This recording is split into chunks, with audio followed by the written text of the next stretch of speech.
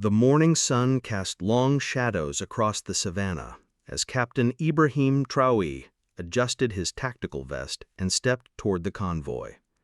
5 black SUVs sat idling in the courtyard of the regional command center, their engines humming with quiet authority. The air was thick with the promise of another scorching day in Burkina Faso, but there was something else in the atmosphere, a tension that his security detail couldn't quite name. Captain Traoré paused at his office window one last time, looking out at the compound where soldiers and civilians worked side by side, a sight that would have been unthinkable just 3 years ago. His aide, Lieutenant Aminata Kabore, knocked softly on the doorframe. "Sir, the final briefings are ready. Intelligence has updated the threat assessment." Traoré nodded, gathering the speech he had written late into the previous night. The pages were filled with his careful handwriting. He still preferred pen and paper for important documents, finding that the physical act of writing helped him think more clearly. Today's speech would address not just development plans, but the philosophical foundation of what they were building together. "Aminata, do you ever wonder if we're moving too fast?" "Sir? 3 years ago, I was just another military officer taking orders. Now people call me the voice of a new generation. Sometimes I wonder if I'm leading a revolution or just trying to keep up with one." Lieutenant Kabore, herself a product of the new meritocratic system that had replaced the old patronage networks, considered the question seriously. "With respect, sir, I think you're doing both. The people were ready for change before you came along. What you've done is show them change is possible." "Sir, we could take the helicopter," suggested Major Sankara, his chief of security, wiping sweat from his brow despite the early hour as he approached them. "The road to Paya has been unpredictable lately." Traoré shook his head, his weathered face set with determination. "The people don't travel by helicopter, Major. If I'm going to speak about development, about building this nation from the ground up, then I need to see the ground. I need to feel what they feel." It wasn't bravado speaking, it was principle. For 3 years, Captain Traoré had made it his practice to travel by road whenever possible. While other leaders fortified themselves behind walls of steel and glass, he chose to remain visible, accessible, vulnerable even. It was a calculated risk that had paid dividends in public trust, but it had also painted a target on his back. Major Sankara had served under 3 different governments in his 20-year career, and he had learned to read the signs of political instability.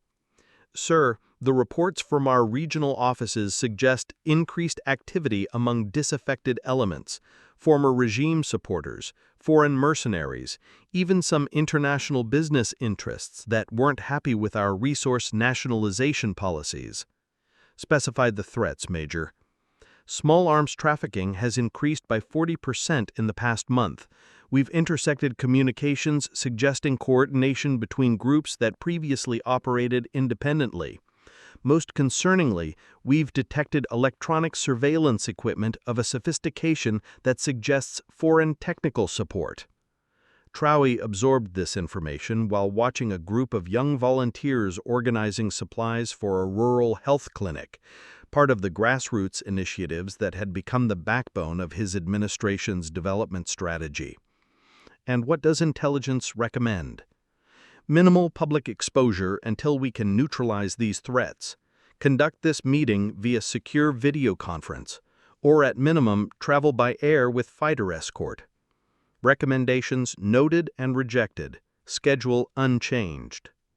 The convoy consisted of 5 vehicles, 2 lead SUVs carrying his advanced security team, the command vehicle where Traoré would ride with his closest advisors, a communications truck packed with sophisticated surveillance equipment, and a rear guard SUV. It was a modest entourage by international standards, but substantial enough to project strength while maintaining the approachable image that had become Traoré's trademark. As they prepared to depart, Lieutenant Kone approached with the final security briefing. His tablet displayed satellite imagery, communication intercepts, and threat assessments compiled throughout the night.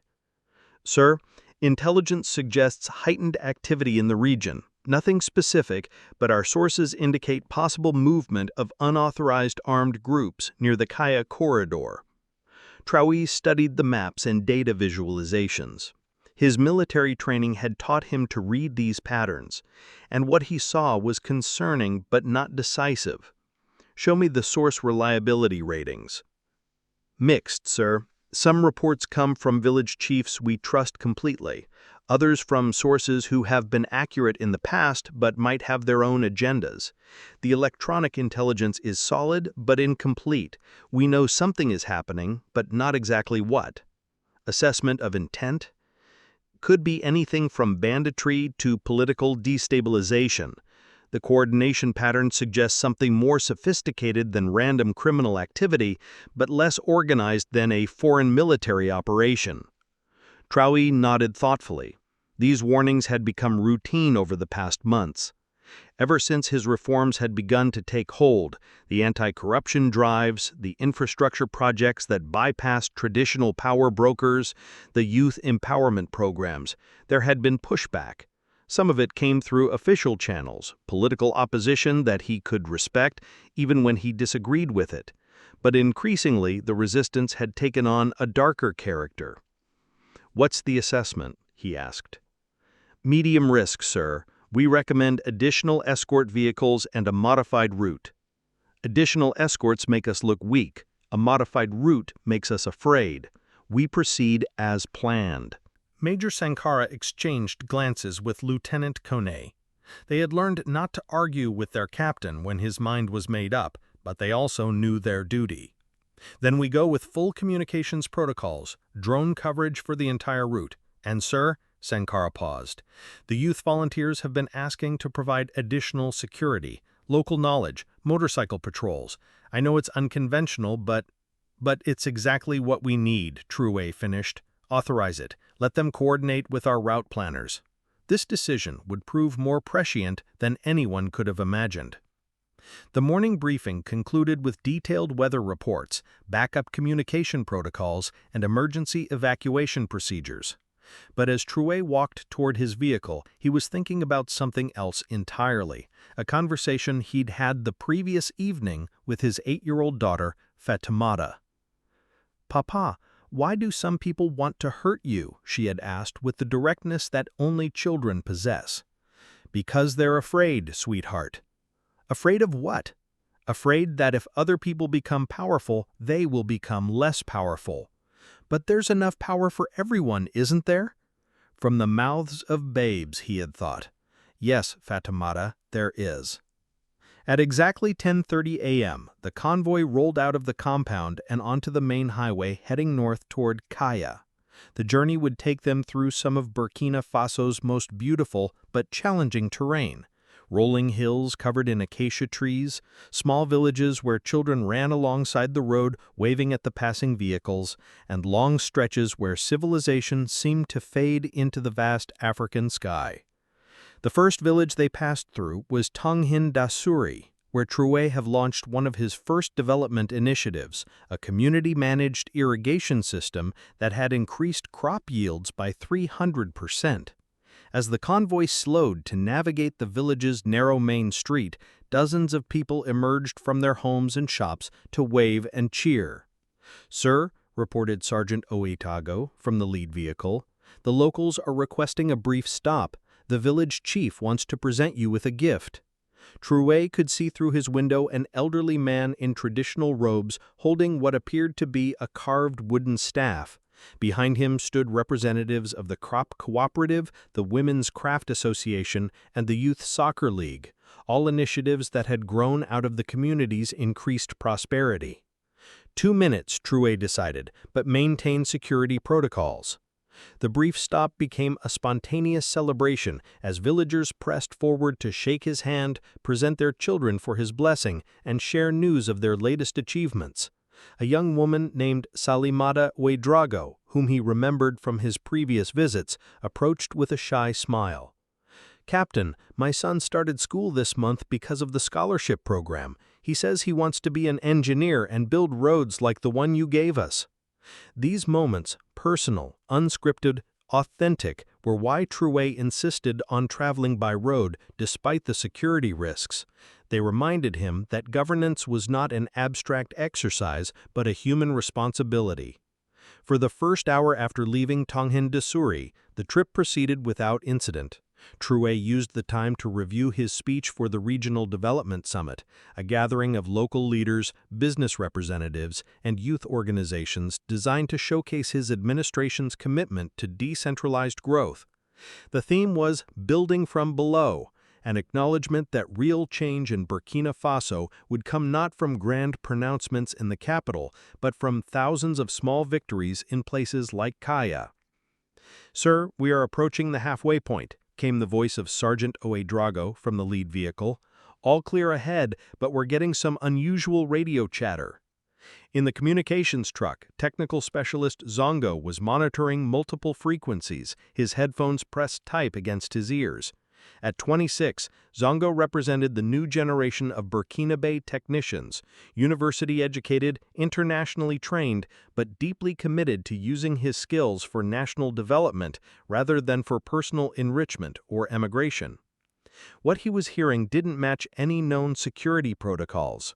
Short bursts of coded language, coordinates that seemed to correspond to their route, timing references that aligned too closely to their convoy's schedule to be coincidental. "Captain," Zongo's voice crackled through the intercom, "I'm picking up coordinated communication on multiple channels. It's not our people and it's not random. Someone's tracking our movement." Traoré leaned forward in his seat. "Assessment?" "Professional-level coordination, sir. Multiple observation points, real-time position updates. This isn't amateur hour." The atmosphere in the command vehicle immediately shifted from relaxed travel mode to tactical alertness. Lieutenant Kabore began cross-referencing their current position with potential threat zones, while Major Sankara reviewed contingency plans. "Sir," Sankara reported, "we have 3 options. Continue on current route with enhanced vigilance. Divert to alternate route Eco 7, which adds 90 minutes but uses more secure roads, or abort mission and return to base. How credible is the threat assessment?" Technical specialist Zongo's voice came through again. "Sir, I'm now intercepting what appears to be countdown sequences. Multiple operators using military-grade encryption, but we've managed to break some of the traffic. They know our vehicle configurations, our approximate passenger count, and our estimated arrival times at multiple checkpoints. Then we proceed, but go to full alert status. I want every sensor active, every channel monitored." What Traoré didn't know was that 23 miles ahead, in the hills overlooking the road near the village of Pilimpiku, 42 armed men were making final preparations for what they believed would be a decisive strike against his leadership. The mastermind behind the ambush was a man known only as the Coordinator, a former military officer whose real name had been scrubbed from official records after his discharge for insubordination 3 years earlier. Colonel Amadou Diallo, his real identity known only to a select few, had watched Traoré's rise with growing alarm, seeing in the captain's populist reforms a direct threat to the established order that had enriched him and his associates for decades. Diallo had served honorably for 15 years before his worldview had been shaped by a series of deployments that convinced him that democracy was a luxury Africa couldn't afford. He had seen elected governments collapse under the weight of ethnic divisions, economic pressures, and foreign interference. He had watched idealistic leaders become corrupt or ineffective when faced with the brutal realities of governing diverse, resource-rich nations with limited institutional capacity. When Traoré had begun his reforms, Diallo had initially been cautiously supportive.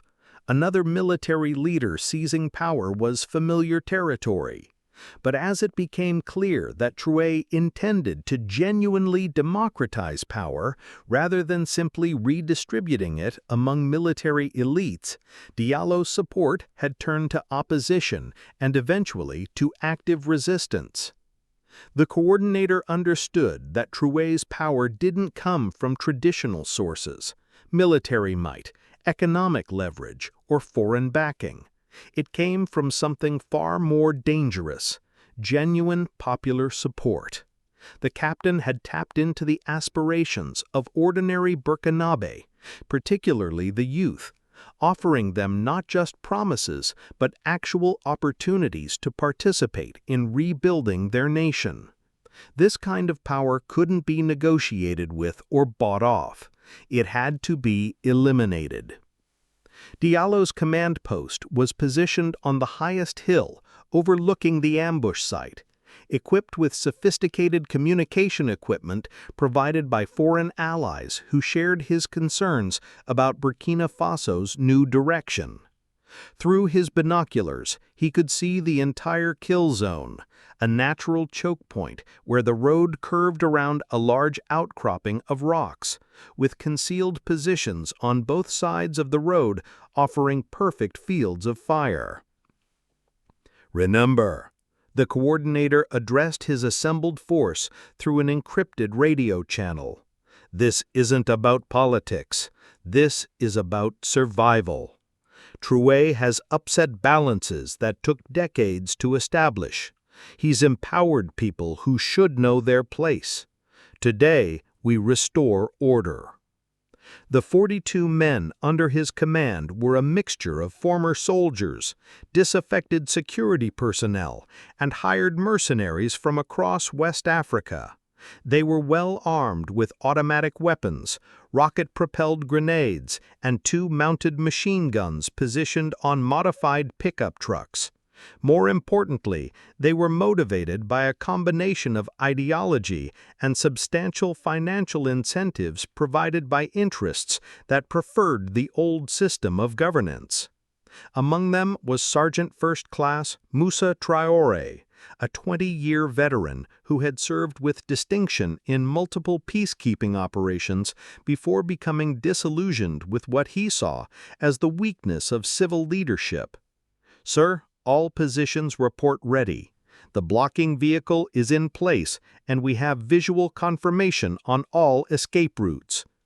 Casualty expectations: minimal on our side if the plan executes properly. For the target convoy, total elimination is the objective." Diallo nodded grimly. He had convinced himself that removing Traoré would save Burkina Faso from the chaos that inevitably followed when traditional authority structures were dismantled too quickly.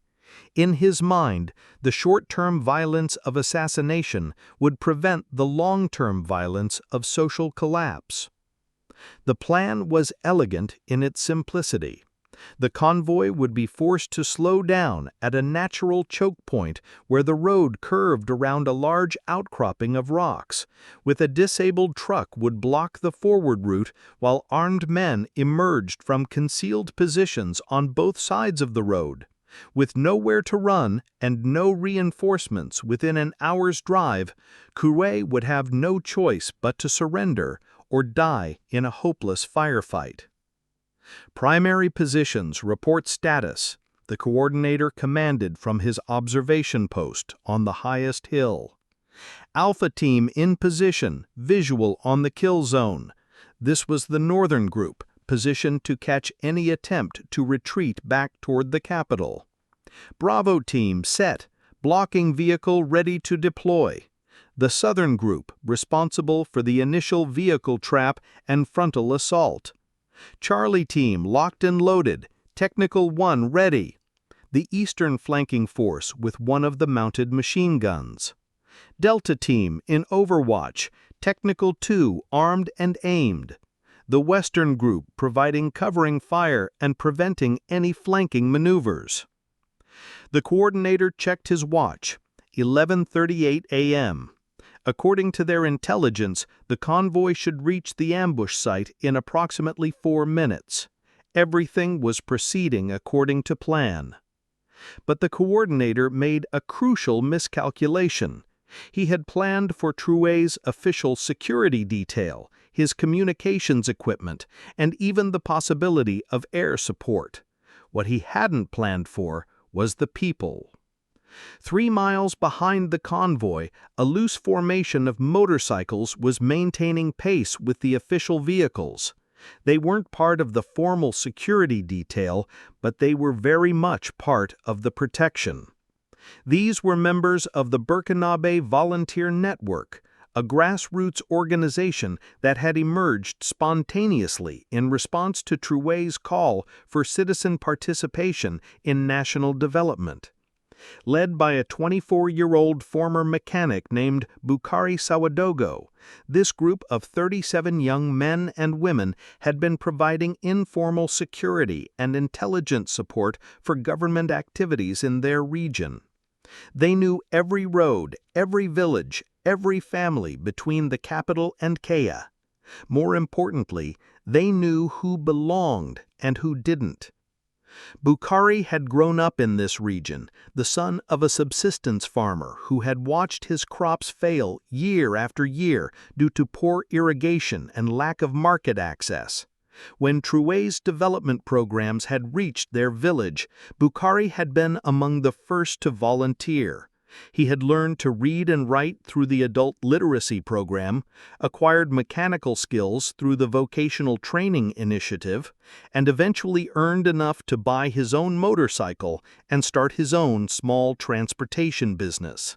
But more than personal advancement, Boukari had found purpose in the idea that ordinary people could participate in building their nation's future. The Youth Volunteer Network had started as an informal association of young people who wanted to support development projects. It had evolved into something much more significant, a grassroots intelligence and rapid response network that covered the entire region. "Brothers," Boukari spoke into his headset as he navigated his motorcycle around a pothole, "I'm getting reports from the villages ahead. Strangers have been seen in the hills near Pilinpiku. Armed strangers who didn't come to trade or visit family." The response came from multiple voices across the network.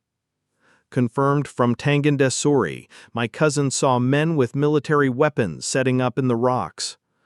Visual confirmation from Kubri, 2 technicals moved into position during the night. This is Ouagadougou base. We're tracking unusual electronic signatures along the route." The Ouagadougou base was perhaps the most remarkable element of the Youth Volunteer Network.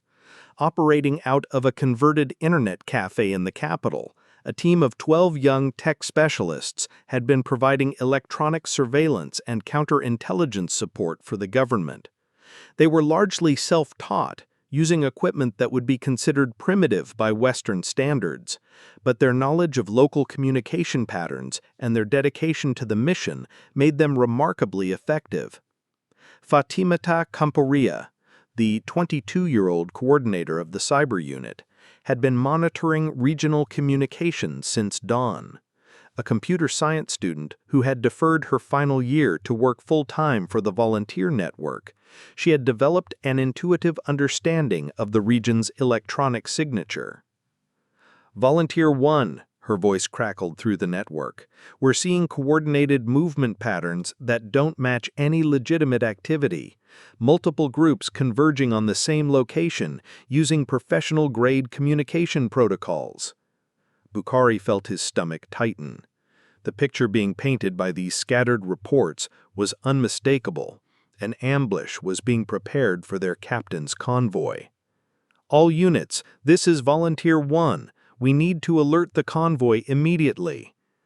But as he reached for his radio to contact Major Sankara, another voice crackled through the network. "Volunteer 1, this is Cyberbase. We're intercepting the ambush communications in real time. They're coordinated, professional, and they know the convoy's exact position and timing." "How long do we have?" 6 minutes maximum before the convoy reaches the kill zone." "Can you contact them directly?" Negative. They're maintaining radio silence for security. Your motorcycle unit is the only asset close enough to intervene." Bukhari looked ahead at the dust cloud marking the convoy's position, then back at his fellow volunteers. 37 civilians on motorcycles against 42 heavily armed professionals. The mathematics were not encouraging. But mathematics had never been the point. "All volunteers, listen carefully. Our captain is riding into an ambush. We are the only people who can warn him in time. I'm not ordering anyone to follow me. This is going to be dangerous, but I'm going to ride ahead and try to stop this." The response was immediate and unanimous.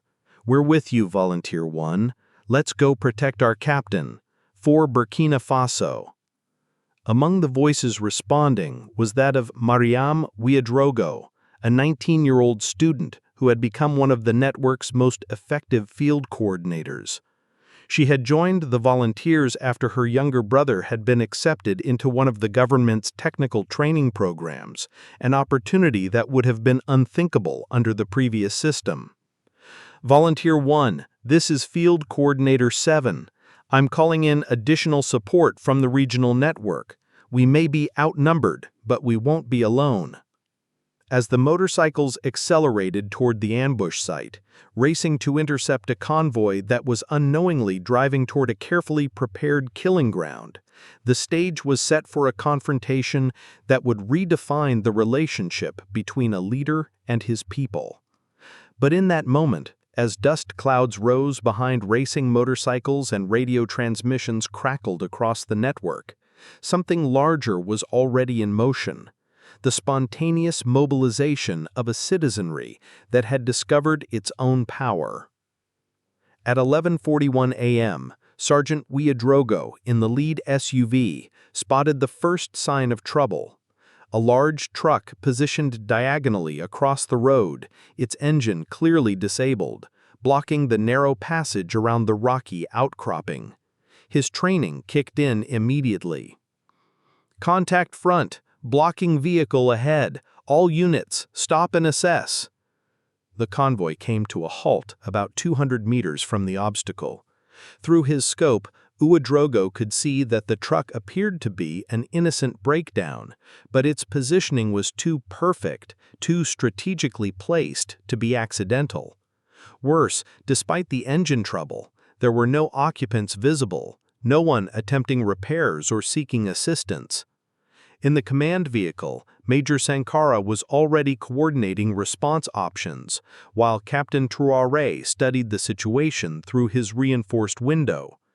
The tactical display in front of him showed their current position, known threat zones, and potential escape routes. What it couldn't show was the sense of wrongness that hung in the air like morning mist. "Options, Major." "Could be innocent breakdown, sir, but the positioning is suspicious. The truck is angled to create maximum blockage, and I'm not seeing any occupants trying to move it."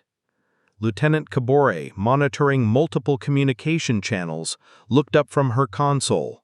"Sir, we've lost contact with our advance reconnaissance team. They were supposed to check in 3 minutes ago." "Drone status?" Technical specialist Zongo's voice came through the intercom, tense with concern. "Sir, we lost our primary surveillance drone 30 seconds ago. Signal just disappeared. That doesn't happen naturally."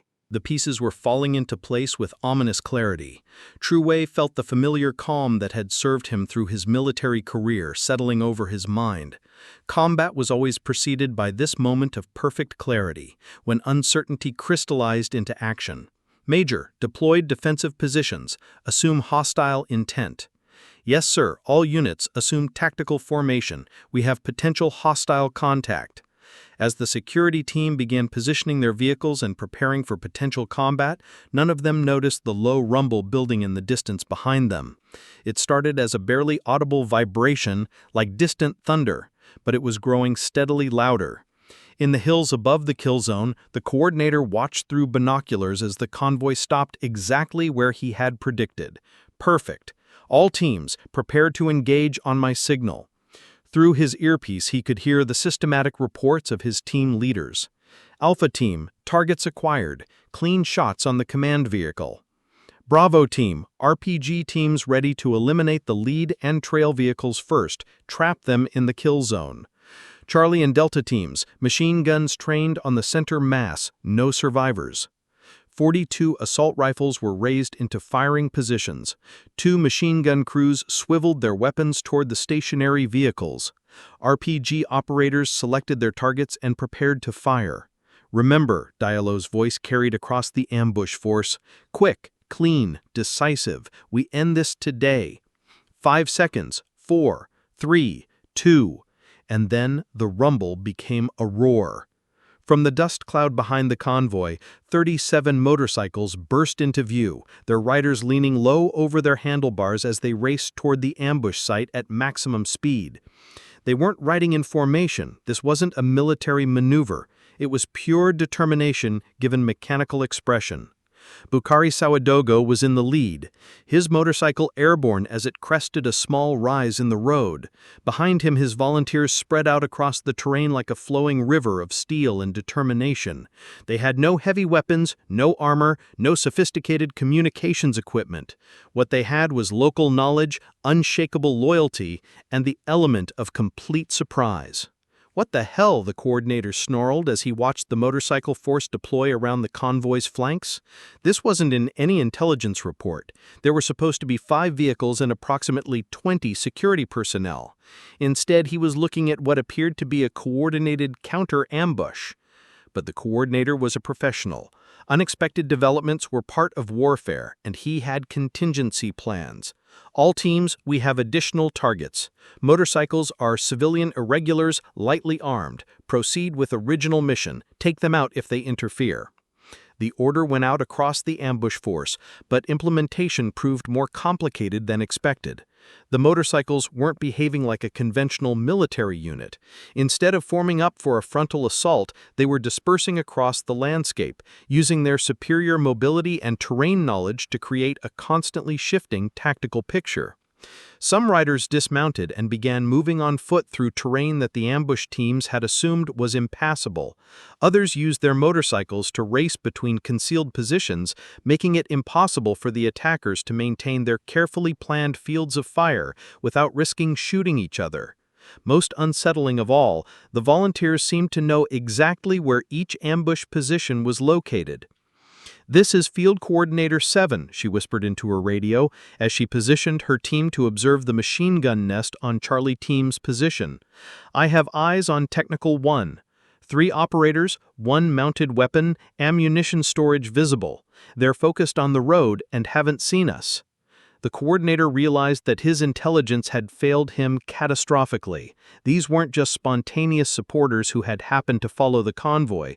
This was an organized counterintelligence operation with real-time communications and detailed knowledge of his battle plan.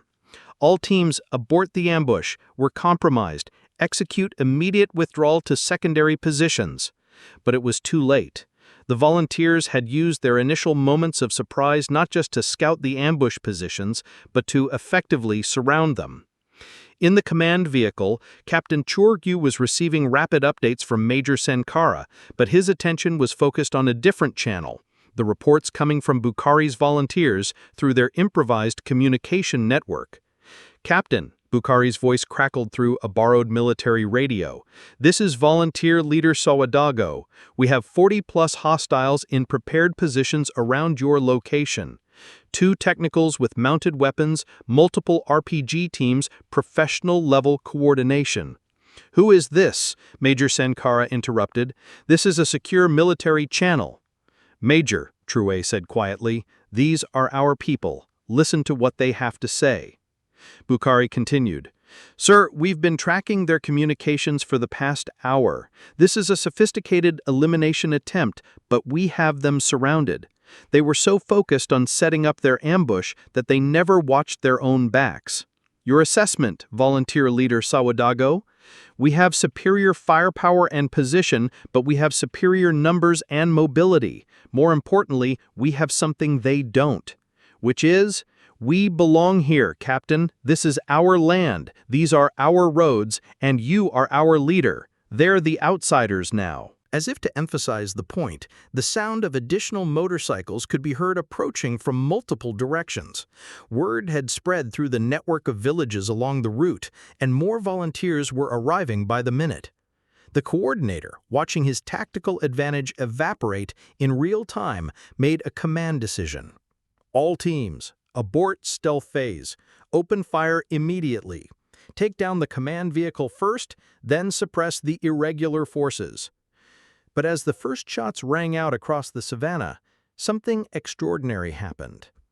The opening shots of what the coordinator had intended to be a quick, decisive action instead marked the beginning of something unprecedented in the region's modern history, a popular uprising that happened not over months or years, but in the space of minutes. As bullets began flying from the concealed positions in the hills, the volunteers didn't retreat or take cover as expected. Instead, they did something that spoke to a deeper understanding of the moment's significance. They stood their ground and began to signal. Bukari Sabadogo, crouched behind his motorcycle as rounds snapped overhead, pulled out his mobile phone and began broadcasting on every social media platform, every messaging app, and every communication channel his network had established. "This is happening right now," he spoke into his phone's camera, the sound of gunfire clearly audible in the background. "They're trying to kill our captain. They're trying to kill our future.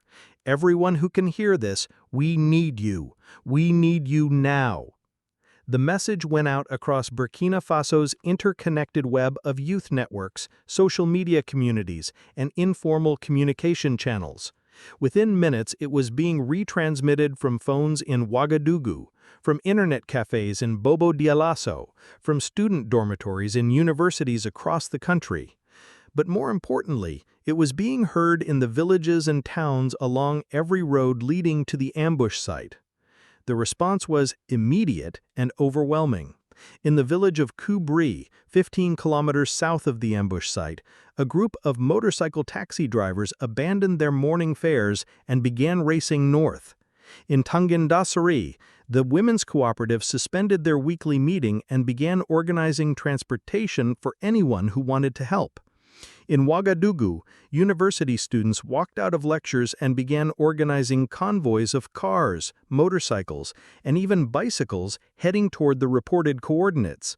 The spontaneous mobilization spread from campus to campus, neighborhood to neighborhood, with a speed that demonstrated just how deeply Traoré's movement had penetrated Burkina Faso's social fabric.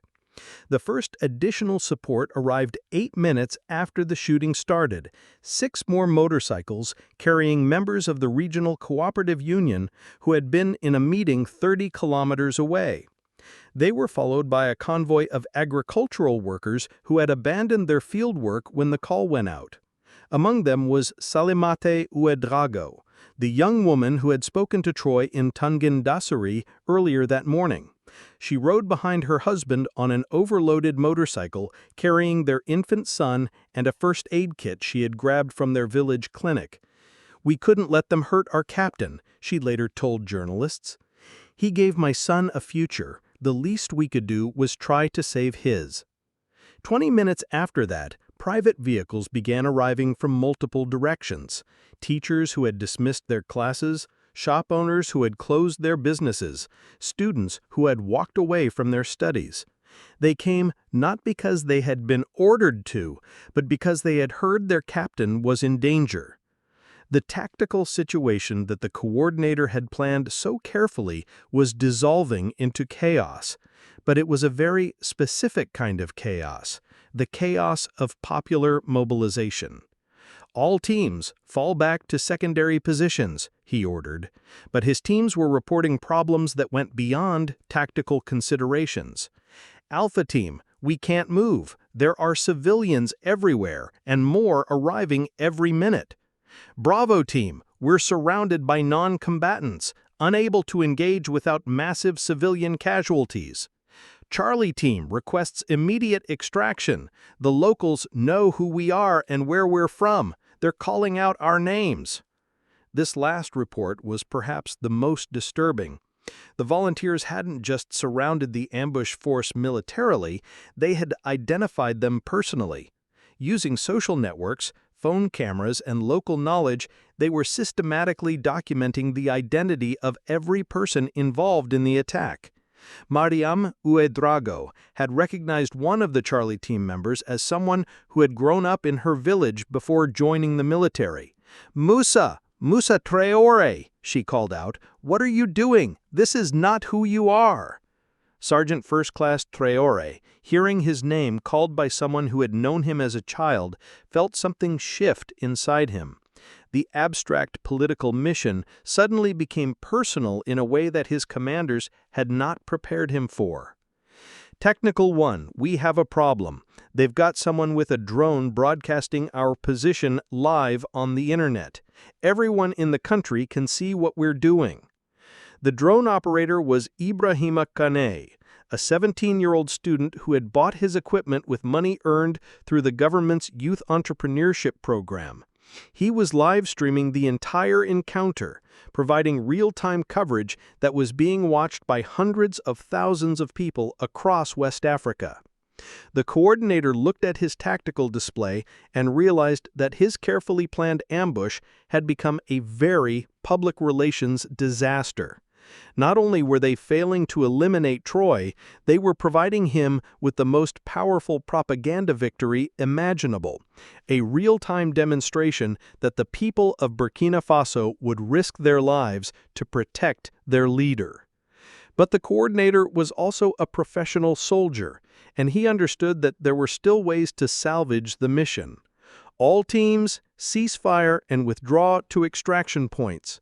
This operation is terminated. However, as his teams began to disengage, they discovered that withdrawal was no longer a simple matter of walking away from their positions.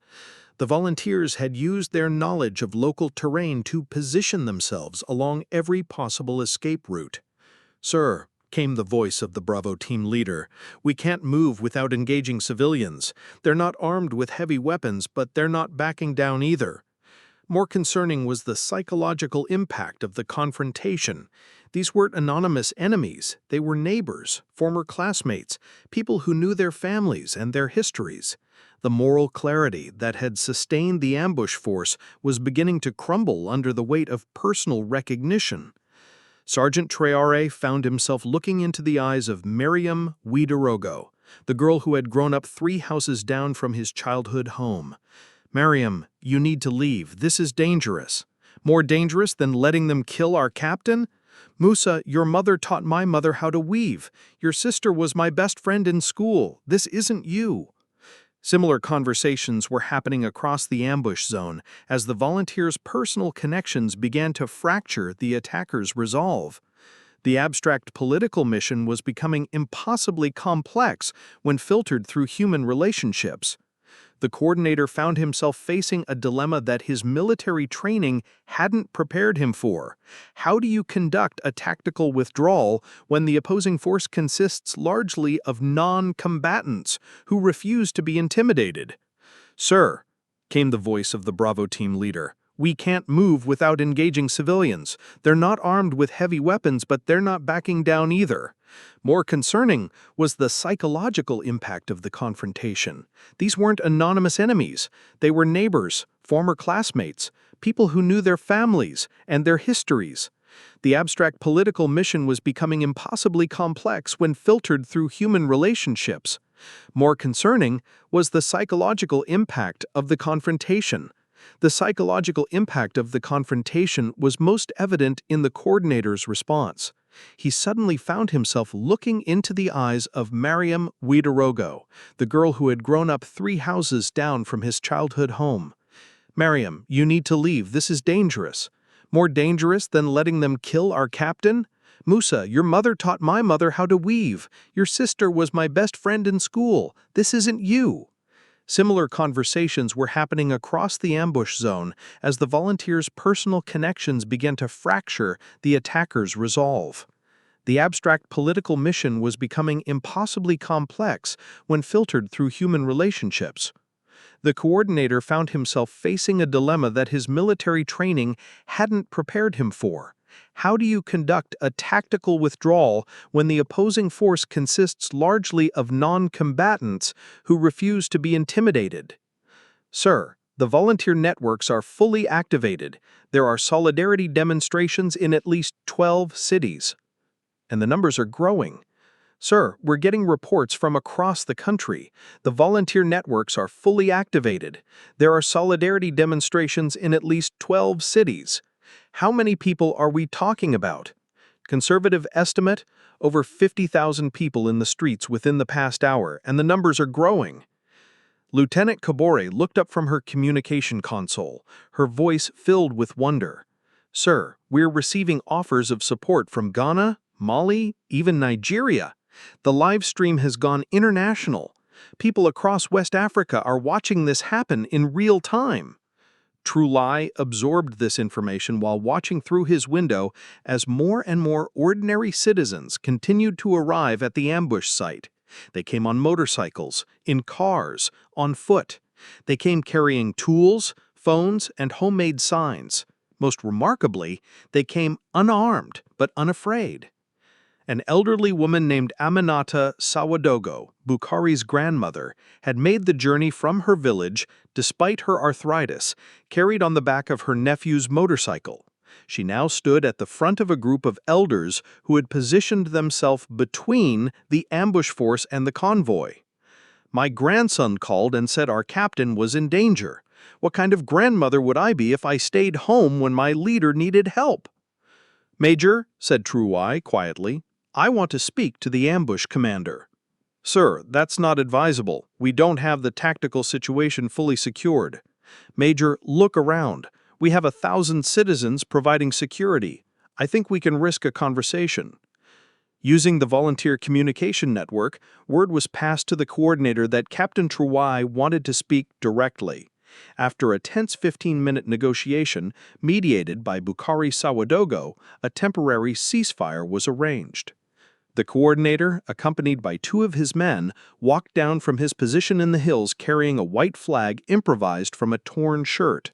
As he approached the convoy, he found himself walking through a gauntlet of ordinary citizens who watched him with a mixture of curiosity and hostility. But it wasn't the hostility he had expected. Instead of anger, he saw disappointment. Instead of hatred, he saw sadness. These people looked at him the way parents might look at a child who had made a terrible mistake. Captain Traoré stepped out of his vehicle and walked forward to meet him halfway.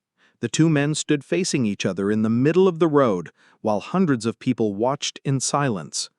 The contrast was stark. Traoré, in his simple military uniform, approachable and calm. The coordinator, in full tactical gear, isolated despite his superior firepower. You wanted to kill me, Traoré said simply. I wanted to remove a threat to stability, Traoré replied. Whose stability? The coordinator gestured toward the crowd. Look at what you've unleashed. Chaos, mob rule. These people don't understand the complexities of governance.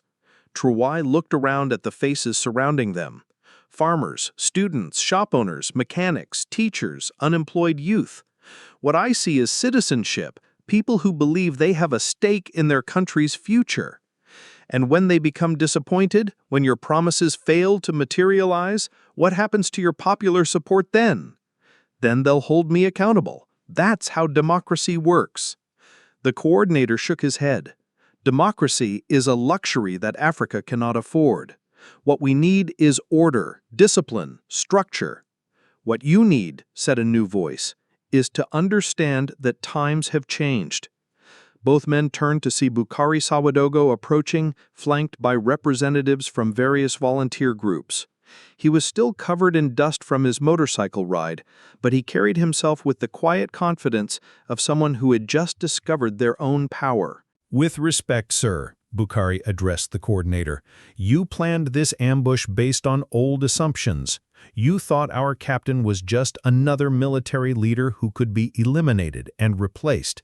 You thought the people would accept whatever came next. The people will accept what they're told to accept. They always have. "No," said a new voice, Salimata Wade Draogo, still holding her infant son. "We won't. Not anymore." She was followed by an older man. "My children deserve better than your stability." And then an elderly woman. "I've lived through enough coups. This time, we choose." One by one, people from the crowd began to speak, not in anger, but with the calm certainty of those who had finally found their voice. They came from different backgrounds, different ethnicities, different economic circumstances, but their message was unified. The time when others could decide their fate without their consent had ended. The coordinator listened to this spontaneous testimony with growing understanding. His mission hadn't failed because of tactical miscalculations or intelligence failures. It had failed because the fundamental premise was wrong. Traoré's power didn't rest on military force or political maneuvering. It rested on something much more difficult to attack: genuine consent of the governed. Among those who spoke was Dr. Fatimata Compaoré, the coordinator of the cyber unit, who had arrived with a convoy from the capital. "Sir," she addressed the coordinator directly, "my team intercepted your communications for weeks. We knew this was coming. But we didn't stop you with military force or government intervention. We stopped you with information shared freely among citizens who chose to act." "I need guarantees," the coordinator said finally. "Safe passage for my men. No retaliation." "You'll have it," Traoré replied. "But understand, this ends here. The old ways of changing governments in this country are finished."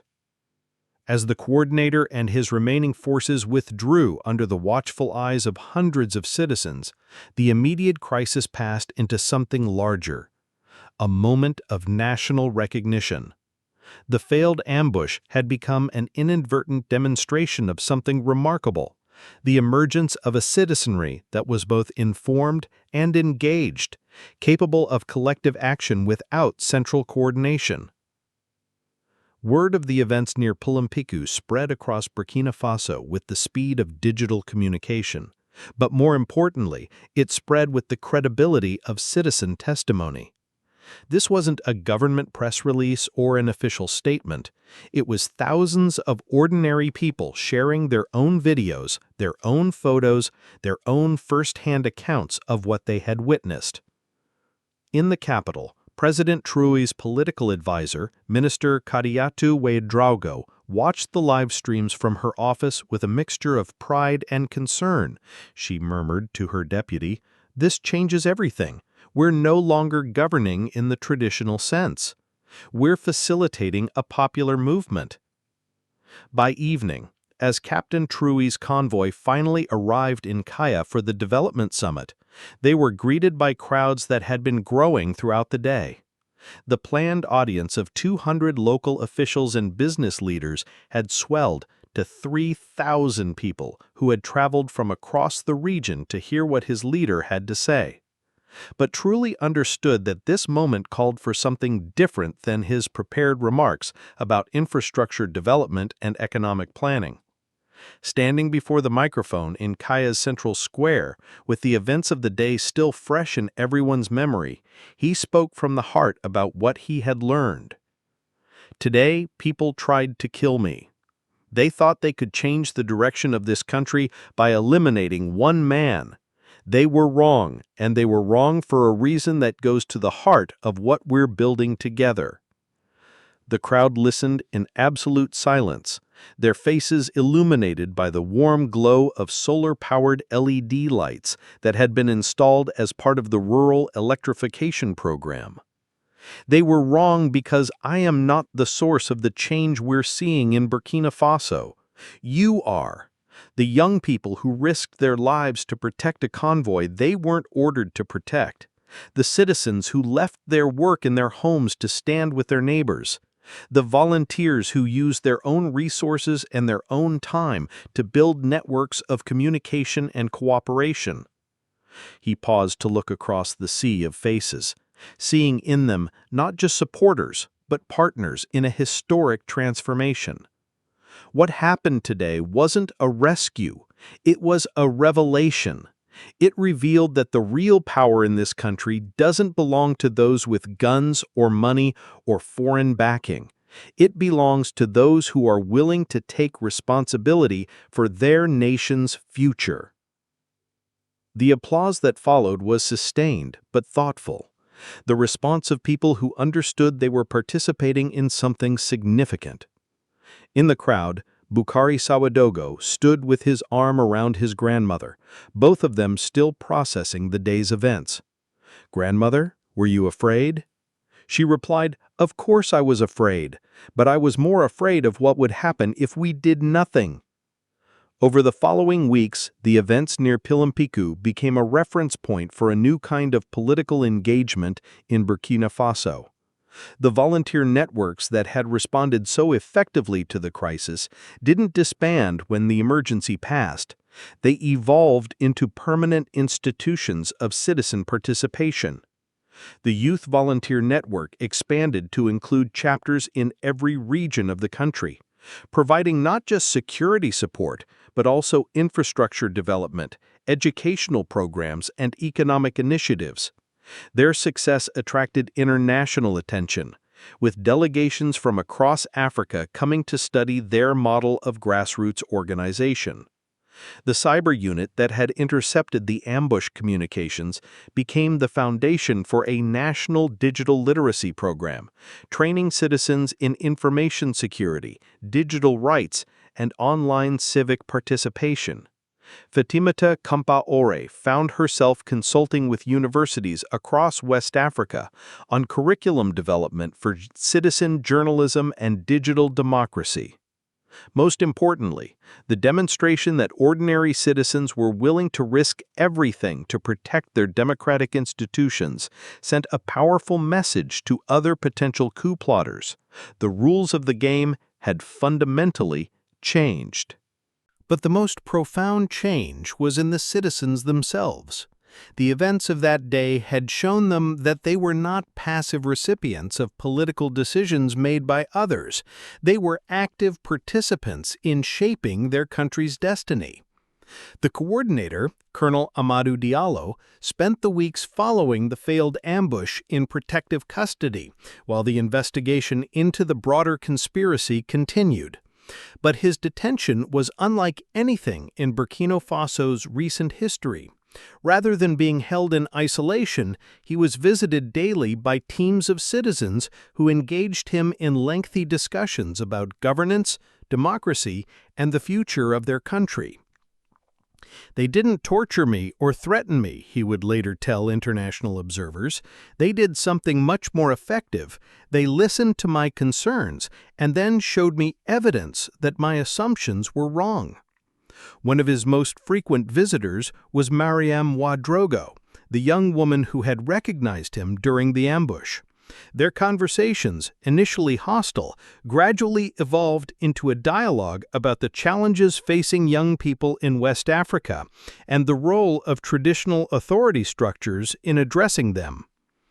"I began to understand," Diallo reflected, "that what I had seen as chaos was actually a new form of order, more complex than what I was used to, but ultimately more stable because it was based on genuine participation rather than imposed compliance." 3 months later, when international observers visited Burkina Faso to assess the country's democratic development, they found something unprecedented in the region. A government whose legitimacy rested not on the consent of elites or the acquiescence of the masses, but on the active engagement of an empowered citizenry. The European Union's chief observer, Dr. Maria Santos, included in her report a detailed analysis of what she termed the Pilimpic model, a form of democratic governance that combined formal institutions with grassroots networks in ways that created multiple layers of accountability and participation. What we observed in Burkina Faso, she wrote, challenges conventional wisdom about democracy in Africa. Rather than importing institutional models from elsewhere, they have developed an indigenous approach that draws on traditional practices of collective decision-making while incorporating modern tools of communication and organization. The ambush that was supposed to end Captain Traoré's leadership had instead become the beginning of something much larger, the emergence of a new model of African democracy, one based not on the patronage systems and military interventions that had dominated the continent's post-independence history, but on the simple revolutionary idea that the people themselves were the ultimate source of political authority. 1 year after the failed ambush, Captain Ibrahim Traoré was driving the same road to Kaya, but the landscape had changed dramatically. Where once there had been isolated villages connected by poor roads, there were now thriving communities linked by improved infrastructure and digital communications networks. The youth volunteers had become development coordinators. The motorcycle patrols had evolved into rapid response teams for everything from medical emergencies to agricultural support. The road itself had been upgraded through a unique partnership between government resources and citizen labor, with local communities contributing work and materials while the state provided technical expertise and equipment.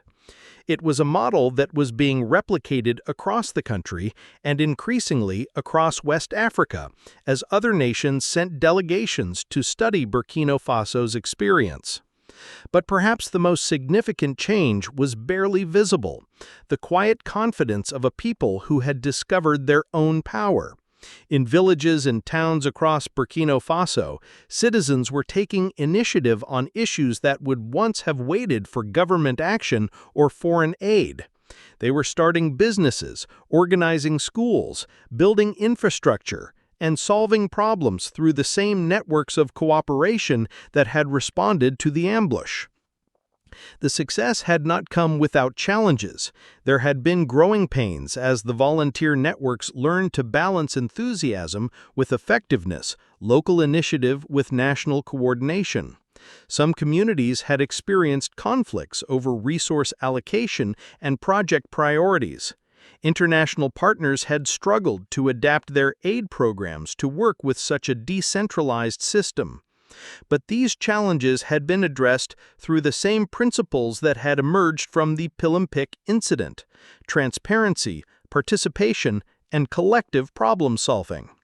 The coordinator, Colonel Amadou Diallo, had been granted amnesty in exchange for his cooperation in investigating the broader conspiracy behind the ambush attempt. The investigation had revealed connections to foreign interests and domestic elites who had been threatened by Burkina Faso's new model of participatory governance. But rather than simply prosecuting the conspirators, Traoré had chosen a different path.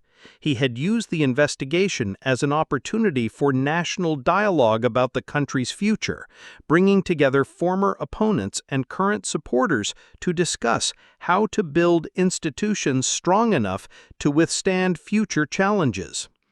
Diallo himself had become an unexpected advocate for the new system, speaking publicly about his conversion from believing in military solutions to embracing citizen participation.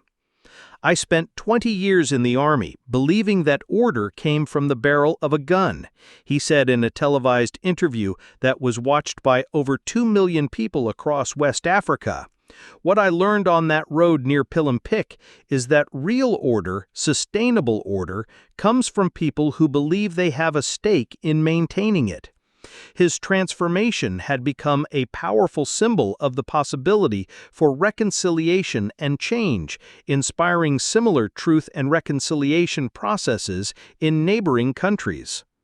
As Traoré's convoy approached the site of the former ambush, now marked by a simple monument to citizen courage built with stones contributed by every village in the region, he reflected on how much had changed and how much work remained to be done. The success of the past year had created new challenges: how to maintain the enthusiasm and engagement that had driven the initial transformation, how to institutionalize citizen participation without bureaucratizing it, how to scale successful local initiatives to the national level without losing their grassroots character. The monument consisted of a circle of stone surrounding a small garden tended by local volunteers with a simple inscription in French, Moor, and Jula. Here the people chose their future. But the informal additions that made it special, the handwritten notes left by visitors, the small offerings of flowers and food, the children's drawings depicting the events of that day. A goosebump encounter with individuals lucidly narrating history in accessible terms really makes a huge difference. But these were good problems to have, the problems of success rather than failure, of growth rather than stagnation. The convoy passed the monument without stopping, but Traoré noticed that someone had left fresh flowers at its base. Not unusual, as it had become a popular destination for school groups and civic organizations. What struck him was that the flowers were arranged in the pattern of a motorcycle wheel, a subtle tribute to the volunteers who had made the difference that day. As they continued toward Kaya, where another development summit was planned, this one with representatives from 12 other African countries who wanted to learn from Burkina Faso's experience, Traoré's radio crackled with the familiar voice. "Captain, this is volunteer leader Sawadogo. We have clear roads ahead and clear skies above. Safe travels, sir." "Thank you, Bukari. See you in Kaya." "We'll be there, Captain. We'll always be there." But the voice that followed was new. Mariam Ouedraogo, now serving as regional coordinator for the Women's Volunteer Network, a branch that had emerged to address gender-specific development challenges. "Captain, this is Women's Network Coordinator 7. We've prepared a special presentation for today's summit. Case studies from our maternal health and girls' education initiatives. The delegates are particularly interested in our community-based approach to combating female genital mutilation." "Outstanding, Coordinator 7. Looking forward to hearing from you." The road ahead stretched toward the horizon, dusty and challenging as always, but no longer traveled alone. In the distance, the dust clouds of motorcycles could be seen flanking the convoy, not as guards, but as companions, citizens accompanying their leader on the continuing journey toward a future they were building together. At the Kaya summit, representatives from Ghana, Mali, and Niger, and 9 other nations would hear detailed presentations about the Burkina Faso model. They would learn about the technical aspects of organizing citizen networks, the legal frameworks that supported grassroots participation, and the economic policies that had channeled popular energy into productive development. But what impressed them most was something harder to quantify: the energy and confidence of ordinary Burkina Faso citizens who spoke about their country's future with the authority of people who knew they had the power to shape it. It was not the end of the story, but rather the beginning of a new chapter in which the question, "Who governs?" was answered definitively. We all do. The ambush that never succeeded had become something far more powerful than its planners could have imagined, a catalyst for the emergence of true popular sovereignty, African democracy, not as an imported concept, but as a homegrown practice rooted in the ancient traditions of community cooperation and collective responsibility. And on the road to Kaya, under the vast West African sky, that practice continued to unfold with each mile traveled, each problem solved, each citizen who chose to participate rather than merely observe the making of their nation's destiny. The people had answered the call to surround their leader, but in doing so they had discovered that the real power had been within them all along. As the sun set over the savannah, painting the sky in brilliant shades of orange and red, the convoy reached Kaya, where thousands of citizens waited, not as subjects greeting their ruler, but as partners ready to continue the work of building a nation worthy of their children's dreams. The revolution had succeeded, not through violence or coercion, but through the simple recognition that democracy was not something done to people or for people, but something done by people. And in that recognition lay the seeds of a transformation that would reshape not just Burkina Faso, but the entire understanding of what African governance could become in the 21st century.